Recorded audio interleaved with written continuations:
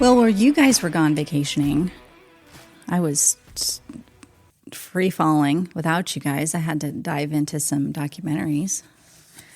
And one of them that I watched, I told you guys about, was the Amy Bradley documentary. Did you watch it? I watched it on the plane. See? I had it downloaded before we even left. Good I watched kids. it twice. So how should we kick this thing off? Because I'm sure that a lot of We're people going to start a have seen vote. Okay. I was just going to say. Jumped or missing? Jamie? I have changed my mind so many times on this one. I can't wrap my head around it. I have officially, as of 3:00 p.m. Central Standard Time, I have decided she is alive. Okay. She's missing. Yeah. You think she's just... Yes. I don't think she's missing. I think she's alive. Okay. You say missing. What do you say? Well, I think she's being held captive. I don't think that she jumped. Okay. Well, I don't know that she jumped, but I think she fell off the side of that boat, and I think that she drowned, unfortunately. Which, you watch the documentary and it's very skewed, and it makes you want to, I think, for entertainment purposes, wants you to lean a certain way. And then the skeptic in me said, nope, I think she was kind of having some troubles and trying to figure things out in life and was intoxicated and under the influence and sitting out on the balcony and had the call of the void and jumped. Not suicidal, just not really in her right mind, and saw that vast ocean and That she was terrified of. So that's... Because I just watched a podcast that her brother just was on the 24th of July. which is odd though, because she's an avid swimmer, she's a swim coach, she's a lifeguard. I don't know. It's just nothing She's adds just up scared of, as of me, not being able to see what is underneath you. on the bottom. Mm-hmm. Okay. All right, well, so for those that may have not watched the documentary, let's just throw out some facts. So this is if anybody wants to watch it, it's Amy Bradley is Missing. It's on Netflix. It was released this year in 25. So it's about a 23-year-old Amy Bradley that goes on a cruise with her mom, her dad, and her brother. So her dad's name is Ron, her mom is Iva, and her brother is Brad. Bradley. Bradley. His actual name is Ron Jr. Oh, is it Ron Jr.? It's Ron Jr., but he didn't like it, so he goes by Brad. So they go on this cruise. And they go on the cruise. It's March 21st, 1998. It's aboard the Royal Caribbean cruise line, the Rhapsody of the Seas. And they're going to depart out of San Juan. And this is a 7-day cruise. So they're going to be San Juan. The first port of call is Aruba. And then, how do you pronounce, is it Curacao. Carousel. And then St. Martin, and then St. Thomas, and then back to San Juan. So on the 21st, that's when they leave port. And they spend the day at sea, have a good time, do some partying. The 22nd, they're still at sea. I think it's on the 22nd. But anyway, so they're doing some partying, and they go to end up in a dance club towards the end of the night. Now this is, I think, 1:00 in the morning when they're going to go to this dance club, and mom and dad, they go back to the hotel room, and so they're having a good time. They're out there till about 3:30 in the morning, and then they kind of venture back towards the room. And Bradley is the first of those two. It's her and Brad. He gets back to the room. He gets into the room about 3:35, and they can tell that from the key cards that leave, like an electronic timestamp. And then about 3:40, that's when she returns to the room. So the parents are asleep. They're hanging out in the room. Now, anybody unfamiliar with a cruise ship, these rooms are really, really small. So there's basically, you walk in, You have a bed, a couch, and a bathroom. And there's just enough room at the foot of the bed to kind of walk in between that and a dresser or stand or whatnot. And then once you would pass the bed, there would be maybe a couch.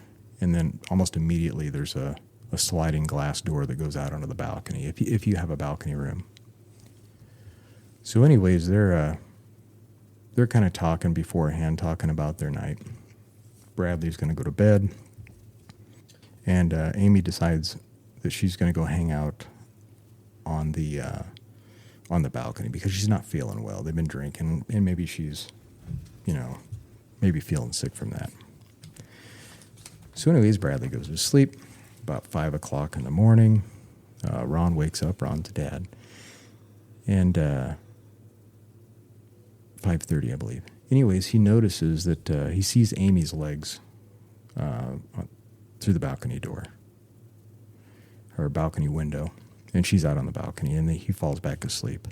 And about 5:50, so about 20 minutes later, maybe 6 o'clock, he wakes up again. Something wakes him up. Doesn't know what, but something wakes him up.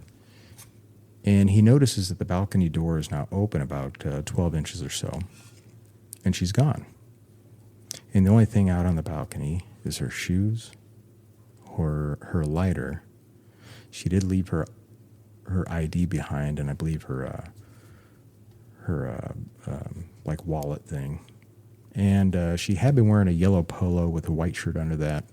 The yellow polo was left behind, but she was still wearing the white shirt and jeans.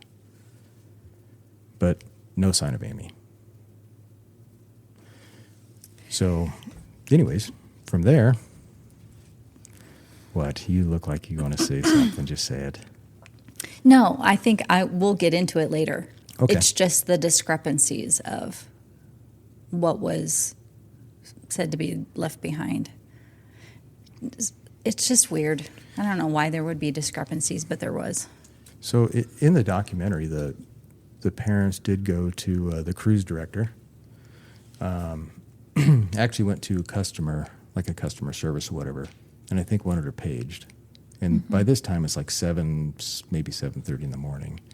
And they didn't want to do that at the guest services because they thought, well, it's going to disturb everybody. But they're also going to be pulling into port pretty soon at Curacao or whatever. Curacao. So, and actually this would have been the 24th because they had already stopped in Aruba. Because Curacao, right, I think, was the second port of call. Yep. So anyways, closer to 8 o'clock, they decided to go ahead, put over the intercom, hey, would Amy Bradley please report to, I don't know if it's the guest services counter or wherever. And they port, and the family wants everybody kind of held on the ship. But the cruise director or captain, one of the two, might have been the cruise director, decides, well, we're not going to do that. And I can understand why, because people have paid to be on the cruise, and they pull up to a port and they're going to want to get off. And it's probably not too uncommon that somebody can't find, somebody in their party on the ship, because the ships are big. Well, and keep in mind, she's 23 years old. Yeah, so she's an adult. She's not a baby. And so, it could be, can you imagine they stopped this ship and come to find out that, she was just hanging out on an opposite end of the boat. Or passed out somewhere sleeping because she's been up all night long. Sure. So, anyways, they go ahead and they pull into the port. And one thing that I wasn't clear on, and maybe did they start the search of the ship before or after they let people off? We'll be right back. Not only are many trying to remove us from our constitutionally limited Judeo-Christian ethos republic, more seem to be forgetting our Judeo-Christian Constitutionalist foundations. Not here at Constitutionalist. We talk about all these things: the past, the present, the future. Biblical community, Judeo-Christian ethos, the whole Bible, biblical community, not worldly communism. And there is a big difference. Join us, Constitutionalists.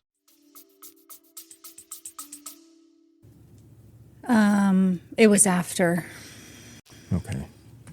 And there was discrepancies in that as well, because initially the reports were that they called a code Charlie, and everybody was supposed to search every nook and cranny, but that's not actually what happened. Initially, the first search was just common areas and restrooms, and I mean, it wasn't a very big search at all. They were just kind of looking in common areas looking for her, but it wasn't a really in a fully engaged search of every inch of the ship, like they said. That happened later after the FBI got involved, like 2 days later. Was it 2 days later? A day, 2 days. It was, yeah. Okay. So anyways, they... Excuse me. I don't think the parents ever left the ship on Curacao, did they? Did. Yeah, Yes. they did. They did? Did they go out to search, or what? Yeah, well, so the captain had told them chances are she'd fell overboard.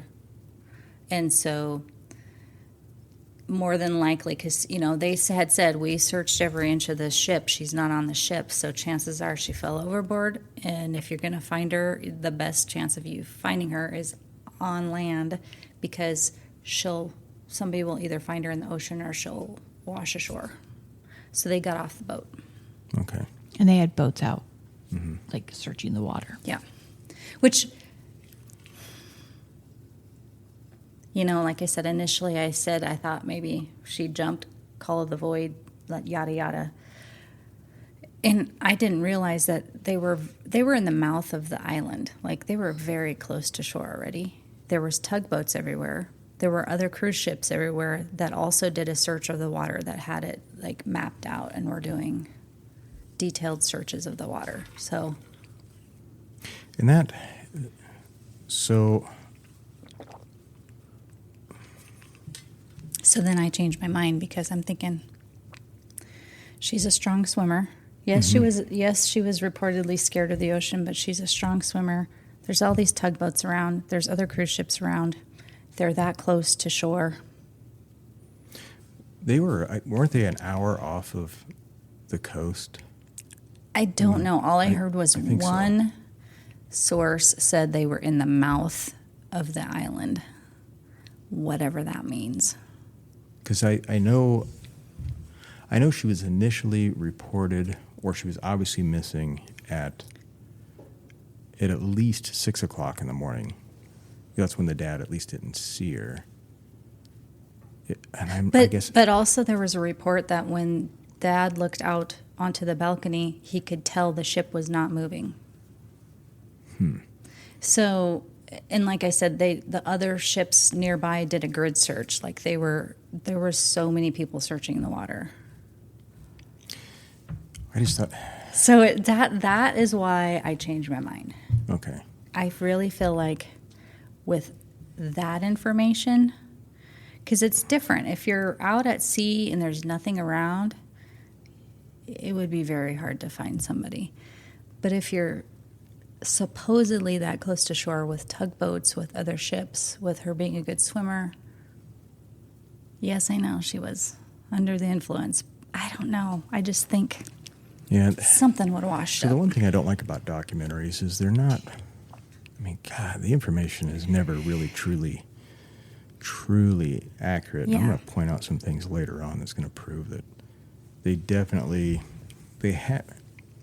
I think they have something they want to push, a storyline they want to push. And so I think they'll purposely leave out details or be very vague. Sure. If they think that detail is going to stray away from what they want people to ultimately believe by the end of the documentary. Well, sure, because ultimately they want to make money Yeah. on this story. And look at it, look at everybody talking about it now. I mean, this happened in 1998. It's 2025, and now it's brought up to the surface again, and we're all talking about it now. So, So they, I think the parents probably, is that what they're doing, is they're searching on Curacao? Yes. But ultimately they leave Curacao. Did they learn anything on? Go ahead. Go ahead. They stay in Curacao for like a day and a half. Do they? Yes. Does the ship? The ship continues on because then they fly from Curacao to the next port, and they get back on the ship, and that's when the FBI gets back on the ship, and that's when the ship really starts pushing the she's missing, and they put the posters up. So it's not for like a day and a half that the ship actually does something. Right. So let's go back a little bit. The first discrepancy that I found was that initially it was portrayed in this documentary that they were all looking forward to going on this cruise. The cruise was a reward to the dad through his insurance company. I think the documentary said that they were kind of all excited to go on the cruise. And it was just supposed to be mom and dad Yes. to begin with. And then mom and dad pushed this insurance company to ask them if the kids could go along. Amy didn't want to go. I later found out that Amy did not really want to go. And is that according to the? That's according to some documentary resources, interviews that were done way back when, like 10 years ago, that the report showed that she didn't really want to go. Now, how they got that information, somebody had to have told them that information. So was it Brad? Was it the family that finally admitted, no, she didn't really want to go? Because, see, this is where that narrative gets pushed of, oh, we're a big happy family and everything is fine and we're all going on this fun cruise, where initially, no, they said she didn't really want to go. Background information on Amy is she just graduated college. She's starting her master's degree, I believe, or she's getting some job. Is it as a coach? Is she going to be a coach? Did I make that up? I feel like I heard that. She was getting her master's degree and I think coaching. She already was, I think, a swim coach at that point. They really push this narrative that she was bisexual and everybody was okay with it, and this she came out to the family in 1995, and this was old news and yada yada. But there's other reports that are saying that no, like the dad was not happy about this. This was not great news to him. She had a secret girlfriend when she was in college. But then there was also reports that she had a boyfriend at the time of the cruise.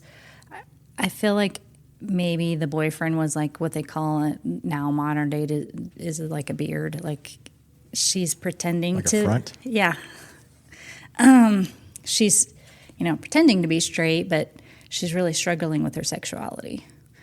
You look at Amy and she does, I hate to say this, but yeah, she fits the profile of a lesbian who's, kind of struggling with things. And in 1995, Sure. it's a big deal. Well, yeah, it wasn't as open back then. Everybody knew that there was, that some people were gay, some were straight, but it wasn't like it wasn't anything like it is today. Oh no! Like I had a girl I went to school with, and a year older than me, and I thought, oh well, we all suspected it, but nobody ever really talked about that kind of thing ever in high school. That was early 90s. We never talked about it. And of course, later on, now, of course, yes. And it was pointed out in the documentary that maybe Dad had a problem with it because she did have a girlfriend, and I can't remember that girlfriend's name. It was Cat Lovelace. Anyways, and Kat was the first girlfriend, at least in the documentary, and she stated that she had received a letter from the dad, and it was like 3 pages long about his displeasure for their relationship. Mm-hmm. So, and back then it wouldn't have been uncommon for the parents to probably be disappointed with, and it doesn't matter if it's a guy or a girl, Right. with a gay, sex preference, Mm-hmm. same sex. So I guess that doesn't shock me. And even today, I can see where some parents would maybe, not really be pleased. Right. I mean, I think things are a lot different, and everybody's a lot more accepting because, I don't feel like people choose that, So but yeah, I just think in the early 90s, it was probably not something you wished upon your child, because it's hard. The struggle is a lot harder. So we agree that probably her frame of mind, at least at that time, was, her parents didn't approve. Mm-hmm. And so, and if she supposedly had this boyfriend that was reported by, I think her brother had said something on Twitter here within the last few days. Yeah. That obviously that if that wasn't if she wasn't bi and it was a kind of a cover, she's trying to please her parents. Yeah. She obviously had some struggles with identity. Right. And another fact another piece that I found out of information that they actually didn't fly out together. The parents flew out the day ahead, and then Brad and Amy flew out the day after to get on this cruise ship. And Brad reports that, they had a kind of a heart-to-heart talk and talking about life and their futures, and then about, okay, let's just go have a good time. Let's make the most of this trip. Let's have a good time. And then they kind of made plans of what they were going to do at their ports and their sights they're seeing and this and that. It made me think that Brad knew a lot more information than he let on, as in her state of mind. Like maybe he did know that she was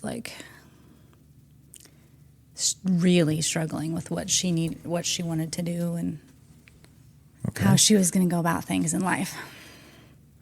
So now that we know that, at least based on this, that she was having some problems with dealing with her identity, at least in the eyes of her parents. That's probably what her concern was, is how her family felt about her preference.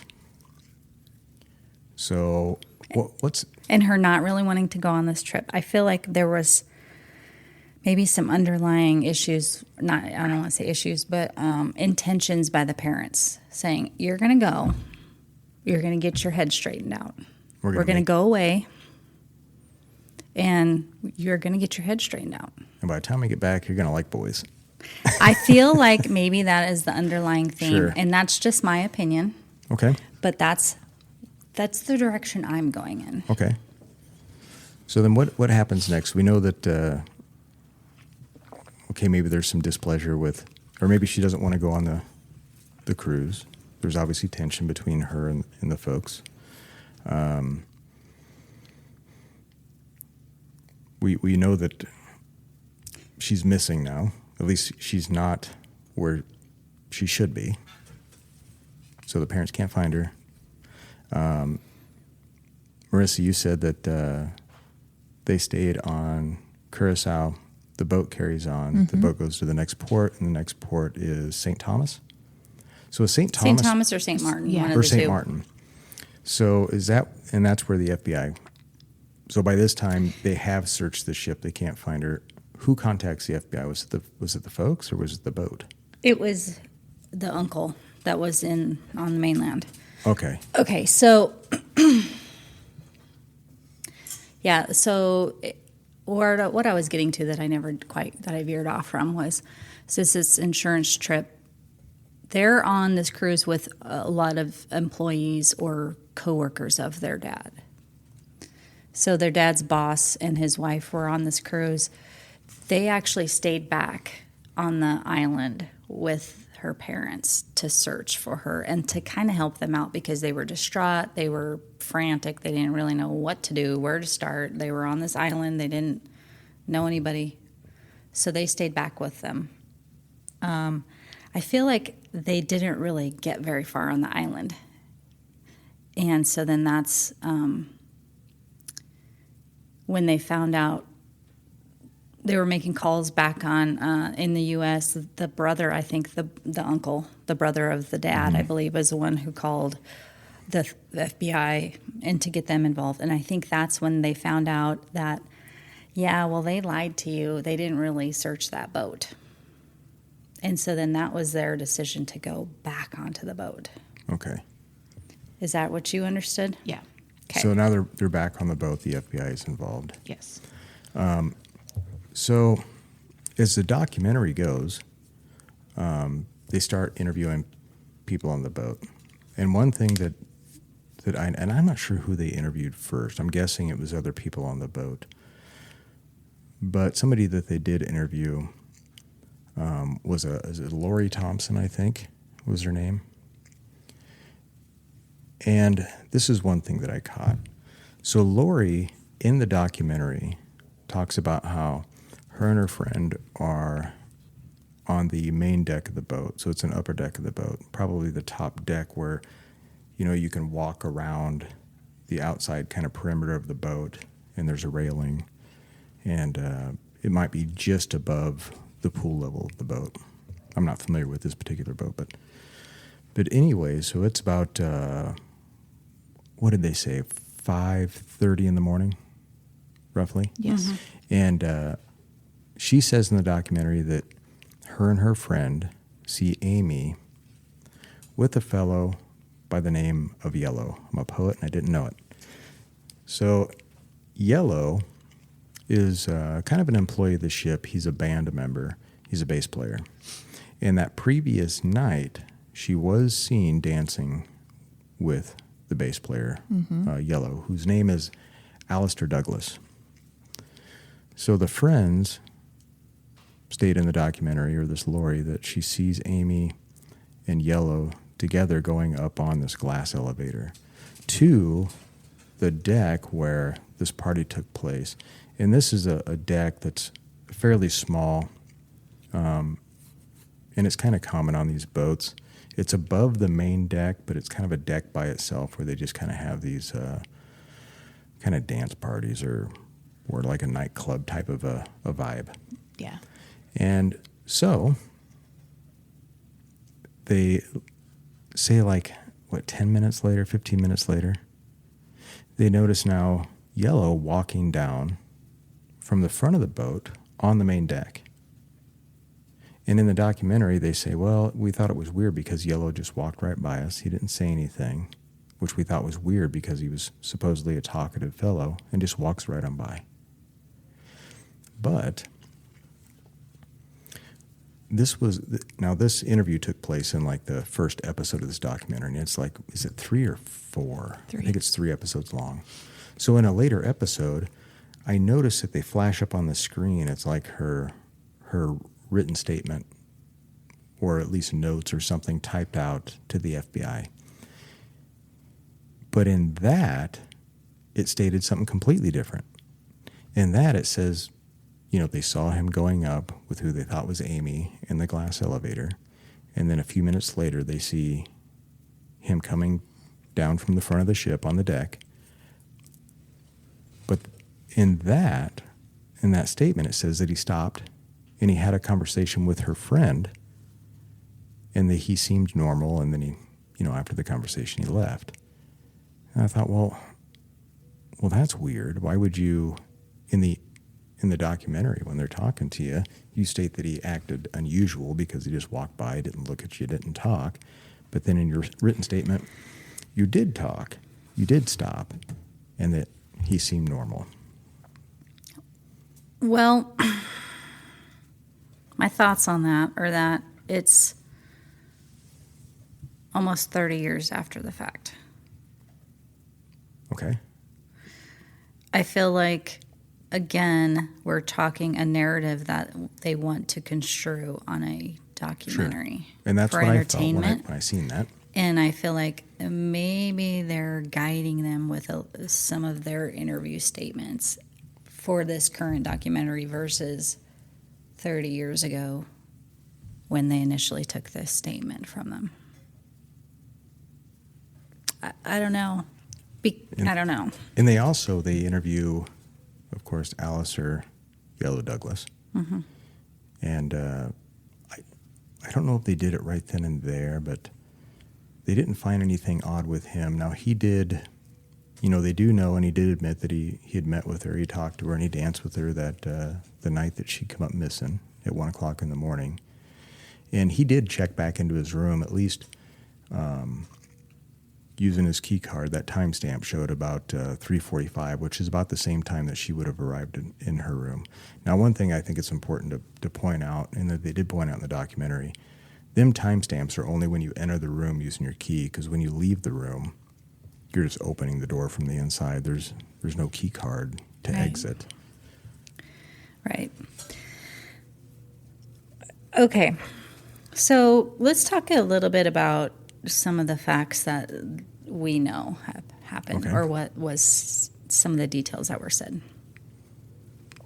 One specific detail that they mentioned over and over again, which I thought was odd,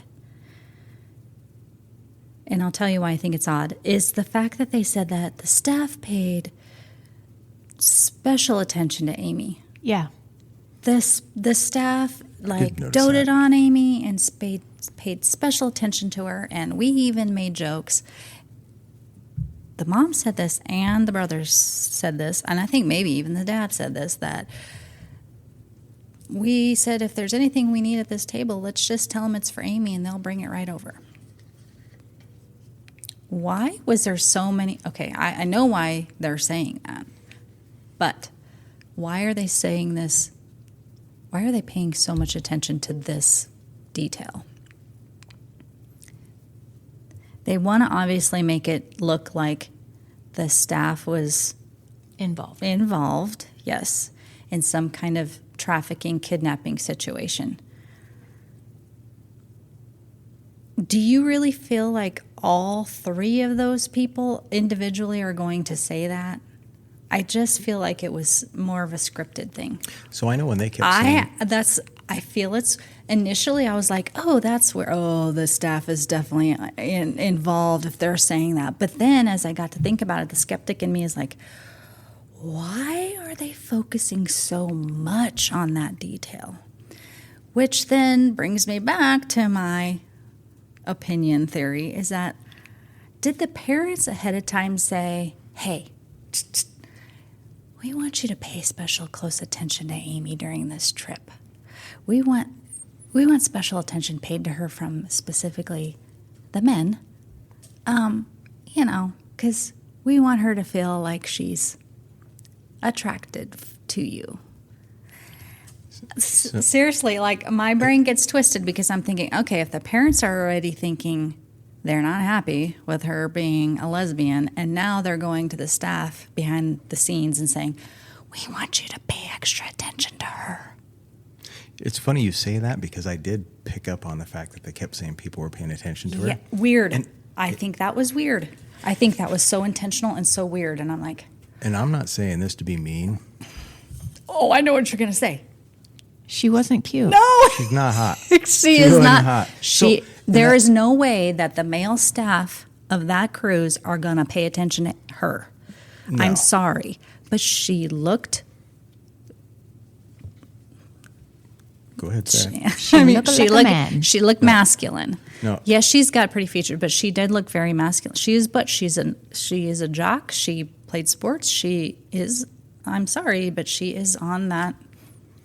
So I'm going to speak from a guy's perspective, and I'm probably going to get. I'm already getting a look. Marissa's giving me kind of like the side eye because she's facing Jamie, but she's looking at me. I know, but see, like I was going to say the same. I feel like I was going to say the same thing. Guys look at certain features, and it ain't the eyes. Right. So when you're on a boat, and I will say that if a female walks by and she just has an attractive face, you'll probably notice her. But if you're on the boat and you notice other features that jump out at you, that's what actually gets people's attention. So Right. when they were showing her, and I'm not saying that she was an ugly gal by any means, but she looked... She's masculine. She's got a masculine build. She's muscular. She's got a masculine, I feel like, features. Short haircut. Sure. She's not wearing a push-up bra. She's wearing very, I just thought she looked plain. very plain. Very plain. So for them to be paying so much attention, I'm like, nah, no, they weren't. If they were doing it for a reason. There's no way that they're going to single her out and pay attention to her as if yes, she may have had a great sparkling personality in life of the party, but people are like that. I feel like people have personalities like that to make up for something else. Well, I can tell you that You know, if I like was the class clowns of the group, they're funny because they're insecure about themselves in other ways. And I feel like that was Amy. Amy was portraying this fun-loving life of the party because she was insecure about her own identity. And I don't know what she was like on the boat itself. I mean, I don't know if she was like super outgoing and always wanted to party and was like a life of the party type of a personality. I mean, I really don't know that. But, and this is going to sound bad. If I was a trafficker and I was looking for a female to traffic, It ain't her. it wouldn't be her. It ain't her. And you're talking a boat with at least 2,000 people on it.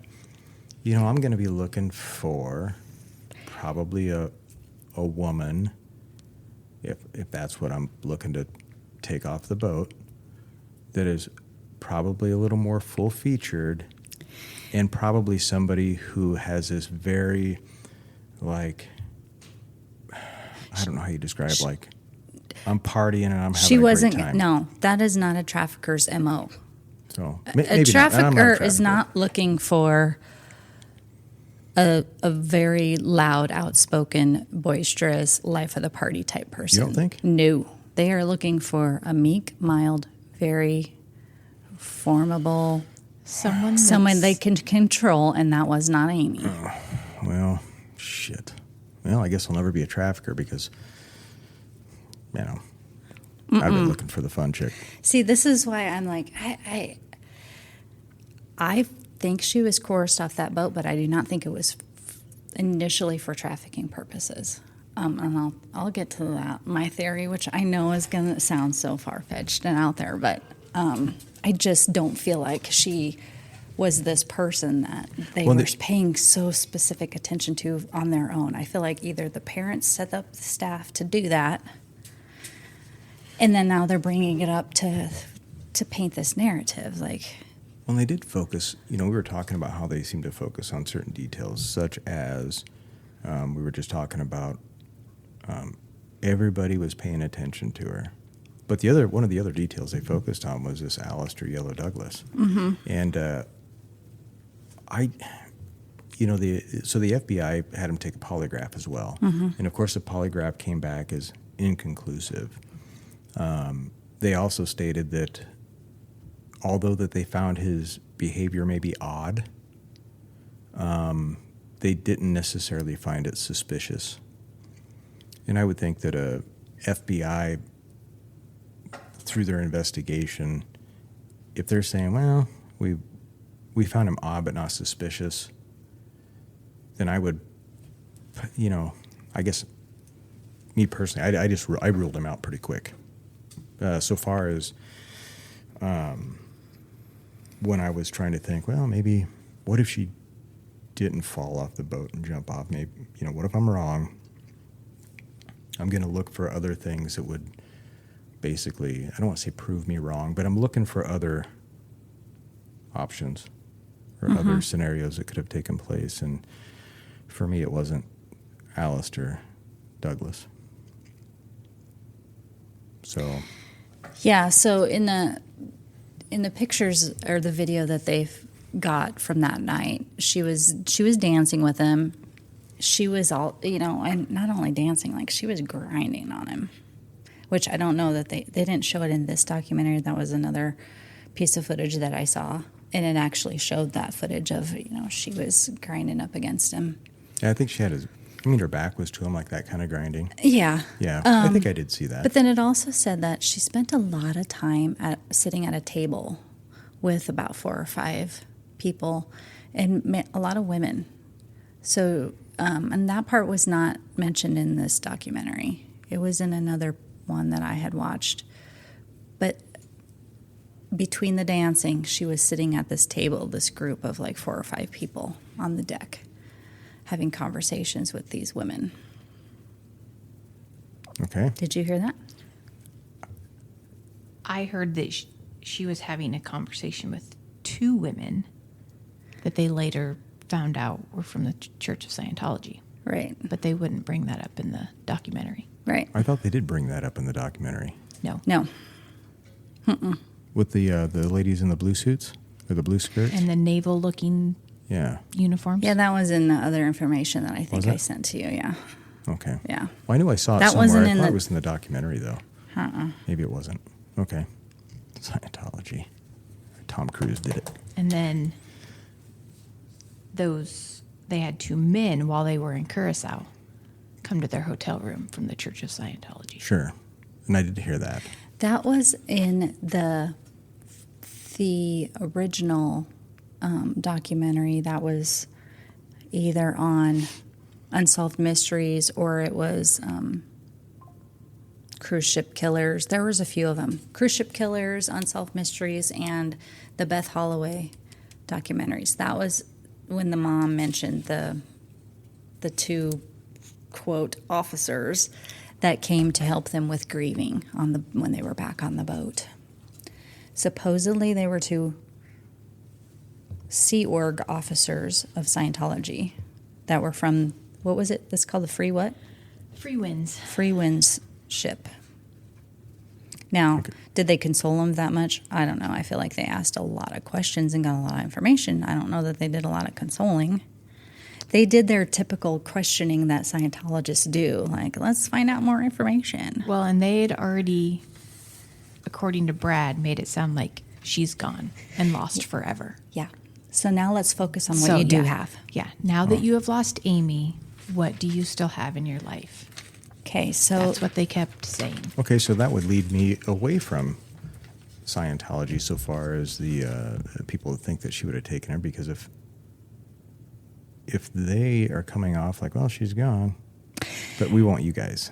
So I think they're playing on the grief that the daughter is gone, and now they want to use that grief to, hey, we're going to console you, come hang out with us.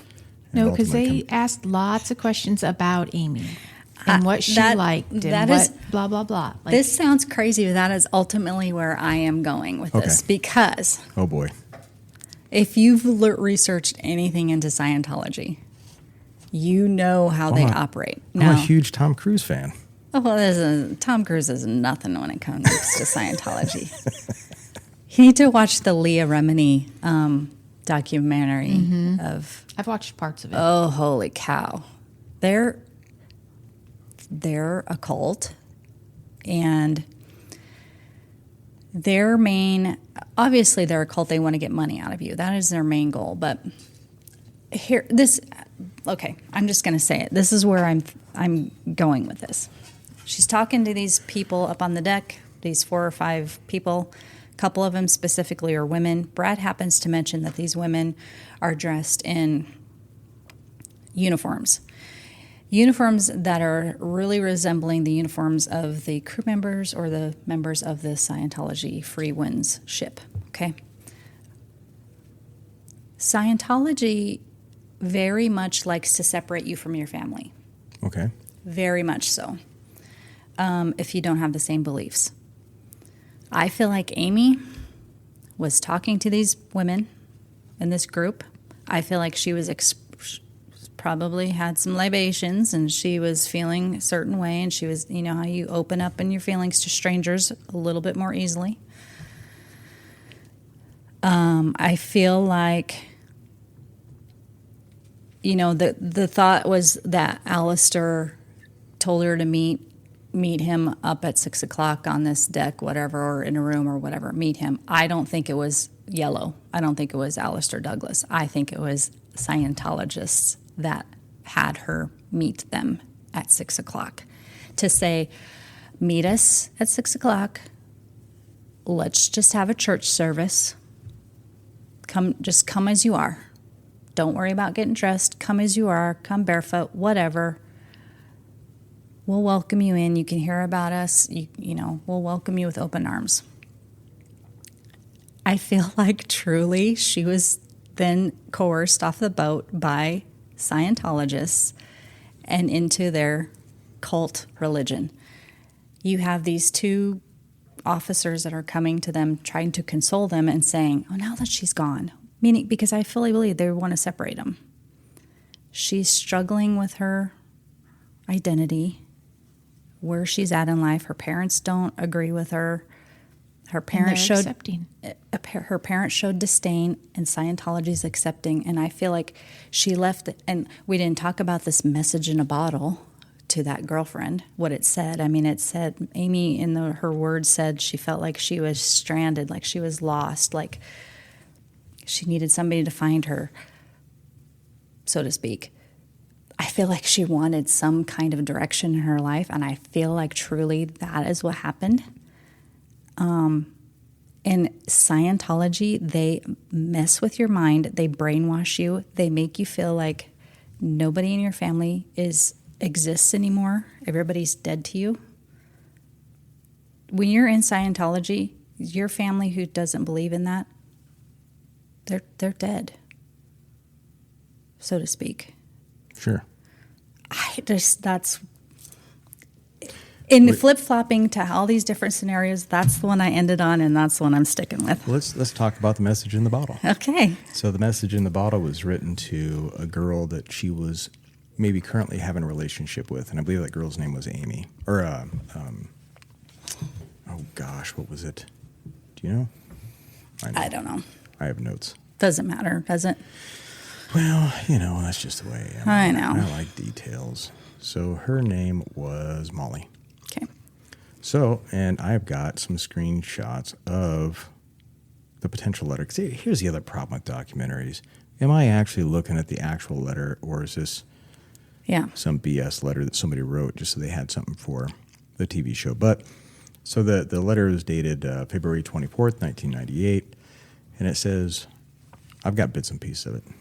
Which is 2 months, a month before she leaves. 1 month, almost exactly 1 month.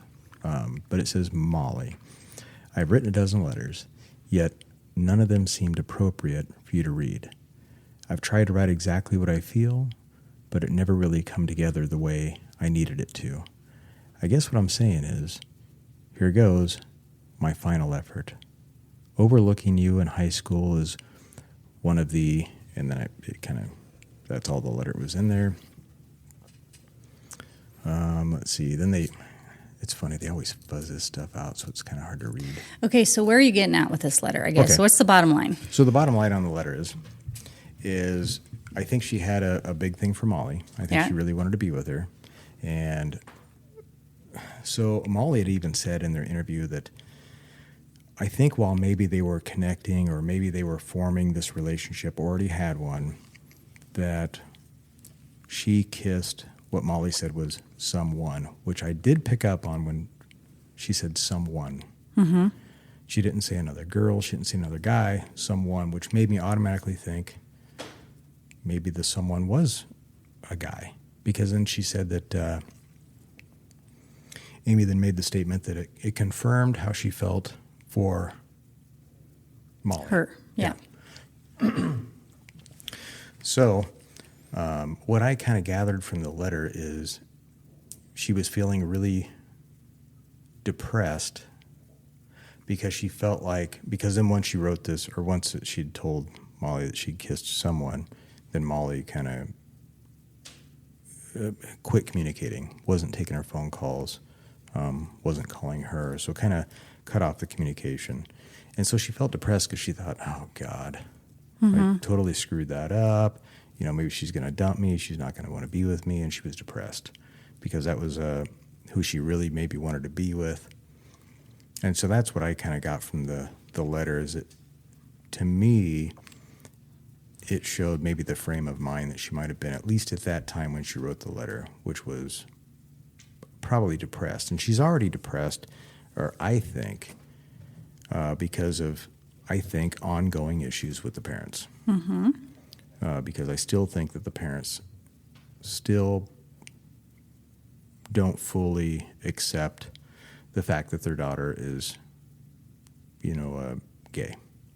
So that's all I really got from the letter itself and from this Molly. Yeah. I feel like she had this secret. Now, like I said, Brad says, she came out to us in 1995 and that was old water under the bridge and that was old news and we were all fine with it. Maybe she came out to Brad in 1995. Maybe she said something and, briefly to her parents, and her parents maybe dismissed it and didn't really think too seriously of it. Maybe she writes this letter to Molly, kind of expressing her feelings to her. She tells her parents that, hey, this is me. Like, this is me.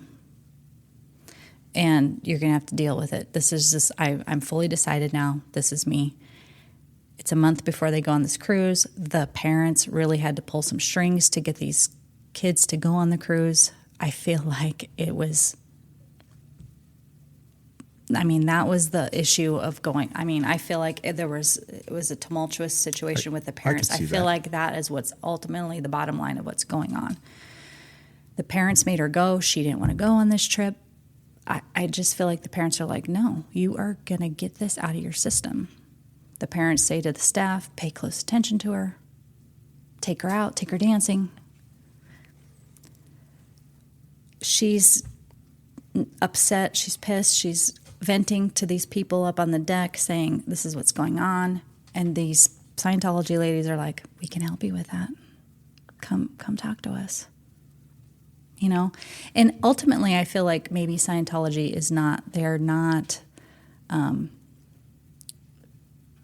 they're not necessarily for same-sex relationships. So they're going to do all these tests with her and these classes with her to help get her mind straight. Wasn't that the big deal in Scientology? If you had all of these thoughts of they were going to basically have you set yourself straight and you had to do all these tests and punishments and classes and... Right? I don't know. You need to research Scientology. So I'm just going to real quick. This is what I think happened and why I think she either fell. I actually think jumped off the boat. So I do think that she probably was having these problems with her parents, and I do think that she was struggling with her identity. Let me take that back a little bit. I think she knew who she was, and I think she also knew that her parents weren't going to accept it. At least they hadn't so far. And I think it was causing problems with her and her parents, because one of the things they also mentioned in the documentary is that the family's a really close family. So I do think that she really, really wanted to be accepted by her folks and by her family, but she felt that wasn't happening. And I think that was causing problems with her. I think that, that Brad had said that she had a boyfriend before they went on the cruise, and even during the cruise. And so I think that maybe she was even trying, like you said, to put on this front just to appease her parents. Mm-hmm. And maybe someday they would accept the fact that she probably really wasn't straight. But anyway, so they go on the cruise, and I can go with wasn't all excited and really wanted to go on the cruise, that maybe she was pressured. And maybe she was pressured, and as the cruise came forward, maybe she did start to get excited because she knew she wasn't going to get out of going. Kind of like when I went on my first cruise, I thought this is going to be stupid and boring. But when it come to actually getting on the boat, then I was kind of excited. I think that she was kind of having some fun on the cruise. I think that she went to the party with Brad, and I think they were drinking and having a good time, and they went back to the room, and is the case with a lot of people who maybe are struggling also with some depression in the back of their mind. That is that alcohol is really setting in. They slip into a depression. I mean, hell, it's happened to me. And so she's out on the deck. She's got her shoes kicked off. She's smoking a cigarette. And she's having this big battle in her head. And what do you call that when you look off of something high and, let's say, a cruise ship, and you have this urge to jump? It's the call of the void. Okay. That's the official term of it. So, I think maybe there's a little bit of that, and I think she said, screw it. And she went.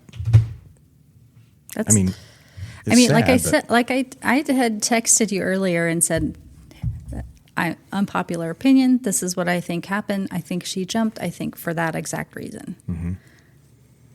Now I don't think that. Because I'm simple and basic. Only because of how close supposedly they were. So many tugboats, so many ships. They did a grid search. She was a avid swimmer. But right after you watched it, that was your conclusion, that she jumped. Yes. And right after I watched it, it was no. She did not jump. So I told you what I thought. What do you think happened? So my first thought was whether, yes, she was taken off as being trafficked. And then the more I thought about it, was she confiding in Yellow? And he's like, I can help get you off the ship. Like, you don't have to be with your family. You can stay here. You'll be accepted, And then that turned into, well, this was easy to get her off the ship. Yeah, I think she went willingly. I do. Go ahead. Well, I was going to say, I can see exploring more of what you already talked about versus what the documentary talked about. So in the documentary was interviewing these other people where there were these sightings on the island that involved trafficking, whether it be the guy that saw her on the beach as he's cleaning up his snorkeling or scuba gear, and he's approached by a female and two males, and he saw her tattoo, and the one guy was kind of giving him a look and motioned her away. Or the picture on the escort site. Yeah, I don't buy that whole picture thing. And then the woman who saw her in the bathroom at the woman that saw her in the bathroom. It was at Barbados. The other guy that was a Navy guy that saw her in the brothel. I don't mean to interrupt. Sorry, but yeah, I feel like people see what they want to see sometimes. Well, and we know that there are people that look similar enough that you could easily, especially if you don't know them, you've only seen maybe a picture or two where you could confuse two individuals. You saw me sitting next to Caitlin Clark. Yeah. Yeah, you'd sent me that picture of and it did from a side profile. Yes. And if I didn't know you better, yeah, and I only maybe saw you a couple times, or I saw a picture of you somewhere, and then someone said, oh, well, here she is with Caitlin Clark, I would have bought that. Yeah, somebody sent that to me and was like, oh, you're hobnobbing with the celebs, huh? You're a pilot. Yeah. Oh. Yeah, and someone saw me. Kennedy and Lucas saw you at the airport. Yeah. Oh, and that's your own kids. Well, they would have known, but I think that if you didn't know me, and we hadn't, spent any time whatsoever together, that if you just saw me in a passing and then you saw that pilot, you might think it was the same person.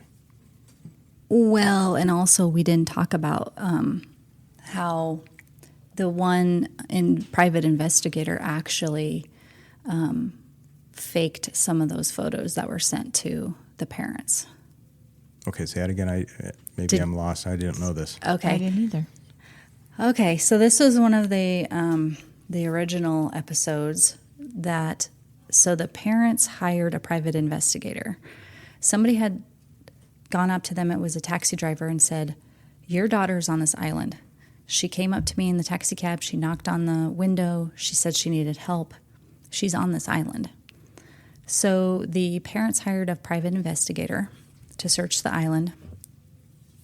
Or this fellow, I'm sorry, let's backtrack. This fellow said he was a private investigator and he was going to search the island. He's like, she's on this island. So he was sending them information that made it seem like she was on the island, like supposed sightings and information that maybe only he knew that made them believe she was still alive on the island.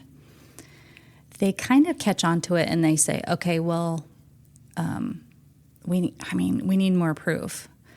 He's like, okay, well, I'll give you more proof, but it's going to cost you more money. And so I want to say $100,000. I could be wrong. I can't remember exactly what the number was. So her dad, Ron, went to his boss and asked for the money to pay for this private investigator to continue searching. And so he said, I got pictures of her. You're going to have to meet me in Florida. So his boss gives him the money, meets them in Florida, and produced these pictures of her on the beach, standing next to these two men. Supposedly has the same tattoo on the back of her shoulder and one on the ankle. Then it kind of died off. The information kind of died off. Not a lot happened.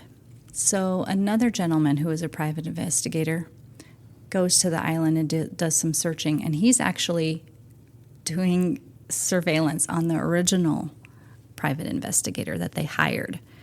This guy that they hired was drinking in the bars and not private investigating. He was doing everything but. Turns out this guy that they hired was a con man. He had gotten paid some girl to go sit on a beach and strategically wear a hat and photoshopped her tattoo, or they put a fake tattoo on her, whatever the story may be, but they completely fabricated everything to con them out of money, which worked. So the second private investigator found out all this information, so they were being conned. So I do feel like maybe in some instances those sightings maybe weren't real sightings. I mean, maybe they were other people that were planted to be seen. You know, I think something to make else, the story go on. And for extortion. Well, and I think other things could be the fact that everybody on probably Curacao or some of those islands they visited were very familiar with the case because there's all these posters up, and they knew that somebody from the United States, which is a country that they think, well, everybody has a bunch of money, yep, especially tourists. And I think that it's quite possible that pimps would have their prostitutes, maybe even pretend to be Amy, because the more interest there is in that particular island or that particular area, then the more tourism it brings, and it brings attention to possibly even their girls. I mean, I don't know. Yeah, so the picture that was on the escort website, supposedly under her picture was the name Jazz. And they actually found a girl that knew this particular person and had met her. And because a lot of people were saying this Jazz escort, that's Amy. That's no doubt, that's the portrait that's the picture that got compared. Sure. And that the FBI did the examination of and did facial measurements and said, yeah, it's more than likely Amy. Now, you have to take this interview with this girl with a grain of salt that said she knew Jazz and said it wasn't Amy. This girl apparently was 14, 15 at the time. She was in that area. She had met Jazz when she was 14 or 15, and this was in 1995 and 1996 when she was in the area. They were living in the same kind of apartment complex. There was a pool. This Jazz would frequent the pool, and this teen would sometimes go and back to her apartment and kind of hang out with Jazz, and they'd do each other's hair and whatnot. But she knew this Jazz before Amy went missing. And then this girl said, well, I was there, when I was 14, 15, these couple of years, and then I moved away. But I met this Jazz person on the website, and it wasn't Amy. It was before Amy went missing. So, yeah, I never. Whether you believe that or not, I don't know. But I never bought into that photo part of the documentary where they had the girl on the big '80s hair. Yeah. From the website, just because I think that two people can look similar enough that a lot of their facial features, whether it be their cheekbones or their eyes or their nose or their ears, are going to match. Mm-hmm. So, that really, I mean that. There's people that the TikTokers are adamant that's her, that's definitely her. Yes, it looks very similar. It could very well be mistaken for her, but I don't know. How do you know? I don't know. I don't know. But you think this girl would go on the side of, yeah, it was her, but she's like debunking it. She's like, no, it wasn't. I just wanted to touch a little bit before we wrap up about, Scientology and how they were heavily recruiting in the 80s. And it just says Scientology experienced heavily recruiting, particularly in the 70s and 80s, time when it expanded significantly and sought to increase its membership through various outreach methods, including free personality tests, aggressive marketing strategies. The organization has continued to recruit actively into the 2000s, utilizing media celebrity endorsements to attract new members. I feel like she was invited to go do a personality test. By these women and said, hey, you meet us here at 6 o'clock or meet us later on. Just come as you are. We're going to do a personality test. It's going to help you sort out some things. They were really trying to recruit. If I was going to investigate or continue to investigate this case, that would make more sense to me than anything really in that documentary. Because based on that documentary, I would have... The documentary by itself, I would say jumped, because nothing else in that documentary to me was... Well, Brad brought up this free wins, and he brought up the fact that these two women were dressed like Sea Org members, but then it was debunked right away. Like, oh no, they went and talked to some of the authorities from the Free Wind ship, and that's not possible. They debunked it right away, and so nothing ever came about of it. So I feel like that's kind of weird too. Did they say the FBI? Why wouldn't they look into it at least a little bit more? But it was completely just said, nope, that didn't happen. Did the FBI talk to these two girls? Do we know? I don't believe so. I don't think so. I don't know. I don't believe so. I don't think so. I think it was an afterthought. I think it was an afterthought. Well, I think anything that didn't fit the direction that the documentary wanted it to go. I don't know if it was Netflix that paid for the documentary or who. It doesn't matter. But I think documentaries, they're not there, I think, to get people interested in finding like their own, I don't know, conclusion or their own theories. I think that they come up with a theory. This particular one was that she was trafficked for sex on one of the islands, and that's what they ran with. And so everything they put on there made sure that that's where they steered the viewer. And I just wasn't buying it. So now your theory with the Scientology deal, I would find that to be much more believable based on maybe how Scientology works and how they want to recruit and how, hey, you know, and what their methodology is, Sure. you know, and how they separate families and how they, yeah, I know. And, you know, maybe a lot of their focus when you watch the Leah Remini documentaries, you know, a lot of their focus was money. But they also had to recruit people to recruit other people. Sure. You know, so whether Amy obviously wasn't wealthy and didn't have a lot of money, but they could definitely brainwash her and coerce her into recruiting other people. Sure. You know, they saw she had a bubbly personality. She was very likable. She was able to talk to anybody. That's the personality. She was the life of the party up at the pool party and up at the club. They saw that personality and like, oh, let's recruit her because she can recruit people for us.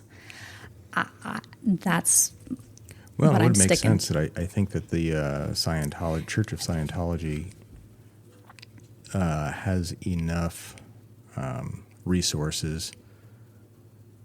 I'm not saying make somebody disappear, but if somebody doesn't want to be found, they're probably not going to be found. They absolutely make people disappear. Well, you know what I mean. Yeah. Like if she went with Scientology and she said, okay, I don't want to be found, I'm just done with this life, and they said, we can give you a different life. Yeah. And that's what I mean is at this point, she doesn't want to, but that's why she hasn't reached out. And, you know, we didn't touch on those pings from the website or from Facebook and all those from the island. You know, it could have Yeah. been her looking up her family, but, you know, I don't think she wanted to be found. And by this time, she's so brainwashed thinking that her family doesn't exist to her anymore. Like, her life is completely left behind. She has a new life. She doesn't want to be found. Marissa, you got anything? Nothing? That's my story, and I'm sticking to it. All right. Well, I got nothing else. All right. You got nothing else? Marissa? Nope. I got nothing. All right. Well, That's it. next time. Adios. Later. Bye.